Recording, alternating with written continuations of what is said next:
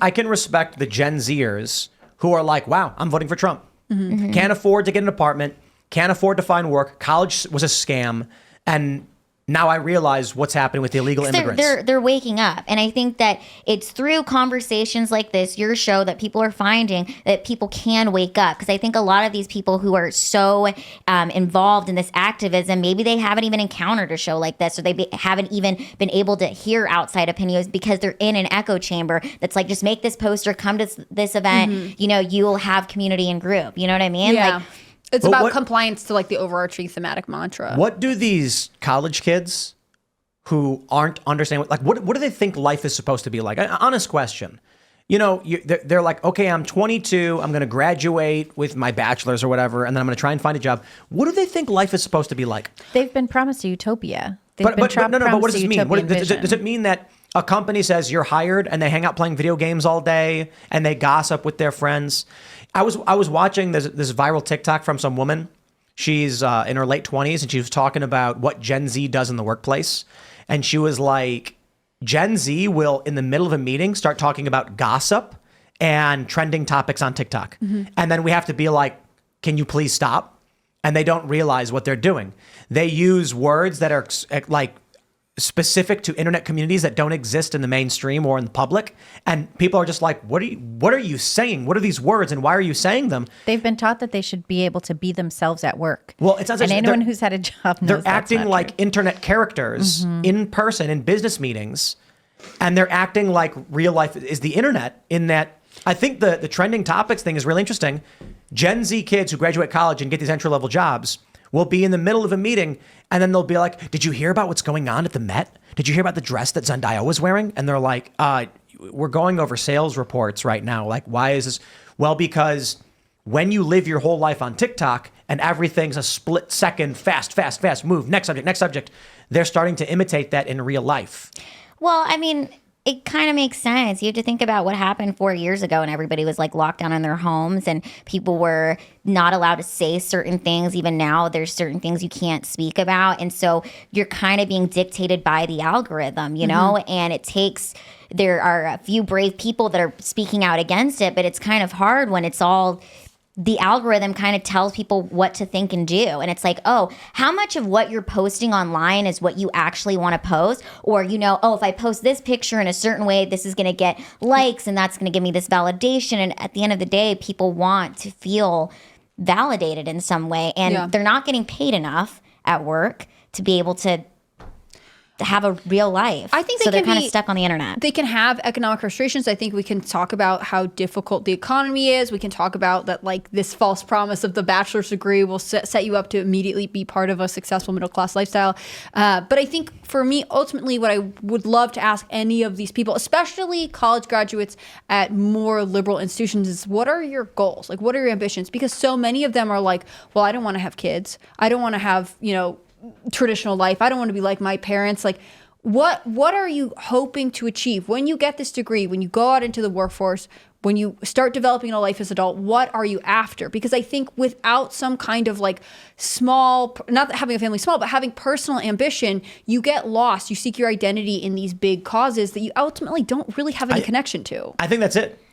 You watch these videos of these people who graduated, and what they're actually saying, many of them, not all of them, but many of them, is that I was told to go to school.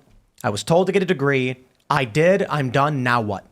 That's what they're really saying is, I did everything I was told to do, and I'm sitting here wondering what's next, and I have no idea. I watched this video today of a girl, I think she said she was like 31 or 32, and she was saying like, I don't care about relationships because I was in this long one and it didn't work out. And, I don't want to have kids, so I don't want to get married. And I'm earning all this money and I can spend it on myself. So none of this matters to me. And I don't actually care about being alone. Like, first off, why did you go on the internet and justify your lifestyle choices? But okay. And on top of that, like, so your whole existence revolves around indulging the self, okay, but how are you going to do that? Like, do you find fulfillment through like volunteering with your community? No, she just seems to only live in like a materialist world. And I think that falls apart if people I don't think people find that a fulfilling way to live. I feel like in some ways, I do kind of relate to these students. I mean, I did go to university. I went to Washington State University. My degree is in broadcast journalism with minor in political science. When I graduated, I first moved down to San Diego. I applied for 33 jobs, and I could not get hired. And you have to imagine this is like 13 years ago, and the world wasn't as accepting as it is today. So I really, truly believe that because I have a disability, I'm 4'6", 75 pounds, I have spina bifida. I felt like the workforce people looked down on me in that way, so I couldn't get hired. So then I became a stand-up comedian to where I could finally speak about it, right? And that gave me a lot of confidence and courage to kind of find this like purpose. And now here we are 8 years later, and the world has changed so much that it's like, it's been kind of an interesting thing for me to see people in their bios talk about like having a disability or having like a mental illness. And now the world's gone from, being not accepting at all than to being overly accepting. And I think people want to be victims. You want this like, I'm a victim, but we have to have a way for people to pivot out of that. And, it's still be an individual, but the way to do it is by focusing on your own life, not on these activisms for a country we need to focus on what's happening here in America, what's happening at home, at your own, with your own self. But that's the thing. When you get out of college and you don't have a plan, you don't think about life. Like, you go back 100, 200 years. We always talk about this because it's the modern industrialized world and then the information world that has caused this. But everybody knew what their grandparents did. They're watching their parents, they're watching their grandparents, and they're thinking like, I know what I'm going to do. And when I'm this old, gotta have a family. Everyone's having families. Okay, then I'm gonna buy a house, then we're gonna move in, then I'm gonna find a good job, then the kids are gonna go to school, and that's the plan. But the left openly despises all of that. There's that video where the guy's like, I'm going to work, then I'm working out, then I'm coming home, and they're like, I'm so disturbed and shocked. They graduate college, and then after that, they think life is going to be, and now I sit in my room, wake up at noon, smoke pot, masturbate, and go back to bed. They think that's life. And they also think that you've seen the videos too where somebody just gets an entry-level job and they're horrified that they have to do entry-level things at their entry-level job because they think that they should really be so much more qualified that they get a management position. When I took a year off from college, and I think I worked like 7 jobs that year. Yeah. And I started out that year like looking for a good job, and I ended up working at fast food. And then I worked at a series of there was like fast food, there was a record store, there was a bookstore, there was a hat shop. Mm-hmm. I just took whatever job I could get. And after college, I took whatever job I could get. I was making like my first real job out of college in my field. I was making $16,000 a year. You know what I mean? Like I couldn't afford anything either. Mm-hmm. But the question I have for these Gen Z people who in the workplace are adopting internet personalities and bringing those in, is the workplace going to manage to mold these Gen Zers into reasonable people in society, or is Gen Z going to mold the workplace so that we all have to fit in with that? Yeah, that's because they're going to get older. They're going to take over these companies. Well, to be fair, maybe not. Maybe they collapse a lot of these companies because like Hims. Yeah, like this is a guy who he's an activist first, emeritus worker second, and so you see people like this. As you shift more and more into this activist ideological realm based on social media trends, you're going to get CEOs, and we've seen with Bud Light, millennials, like when activist millennials and then activist Gen Z, because a lot of Gen Z is getting more based, move into these companies, and they're going to be sitting down saying, it doesn't matter if you're factually right. It matters if you're morally right. And the other person's going to be like, yeah, moral courage is more important than a college degree. Then it's going to be a sock company, and they're going to make products that are just weird, twisted balls of yarn that don't do anything, and they're going to be like, yeah, but it's the feeling and the ideas behind it.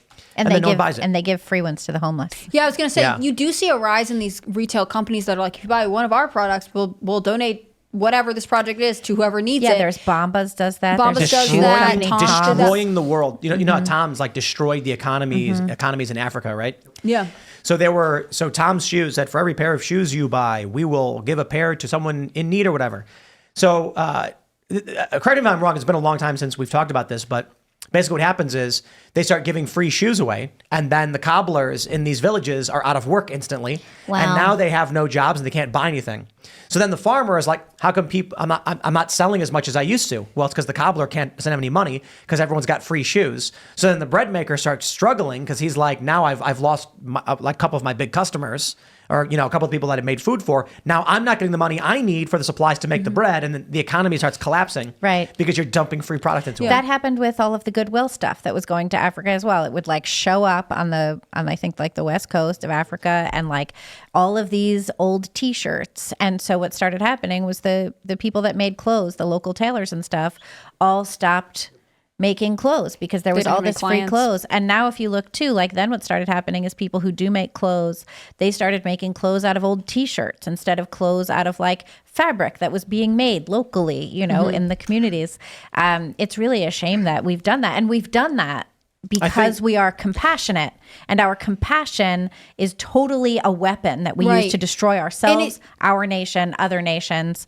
The best way to be compassionate is to allow people their dignity. Right. And it's used against us, right? All of these companies adopt this, if you buy from us, we're doing something good and whatever, to make you buy the product, especially people who are sort of like activist, progressive minded. They'll say, oh, well, maybe I wouldn't have bought this product, but I'm definitely going to buy it because it's justified.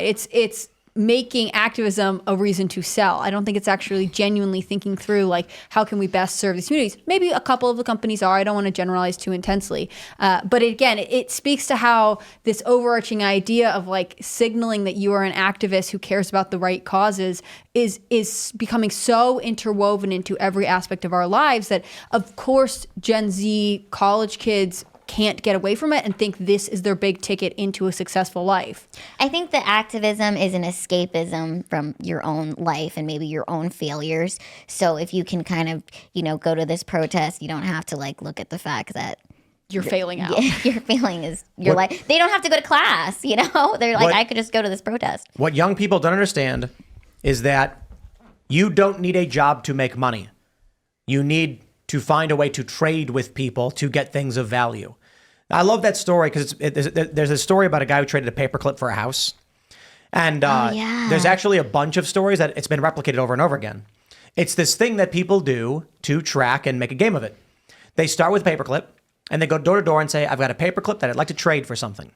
And then the guy trades the paperclip for like Post-it notes. Then he trades the Post-it notes for a pack of pens. Then he trades the pack of pens for like a notebook. Then he trades the notebook for like a broken bicycle. Then he trades the broken bicycle for a broken lawnmower. And then eventually he ends up trading for an actual house, a broken down, cruddy house, but a house nonetheless. And the point was like, trade is basically, it's like arbitrage. It's putting things where they need to be and taking things from people what they don't need and sending it to someone who does need it. Young people don't get this. Well, it's because they've been sold this lie. Like you go to school and then you get out and you'll be able to just get a job right away.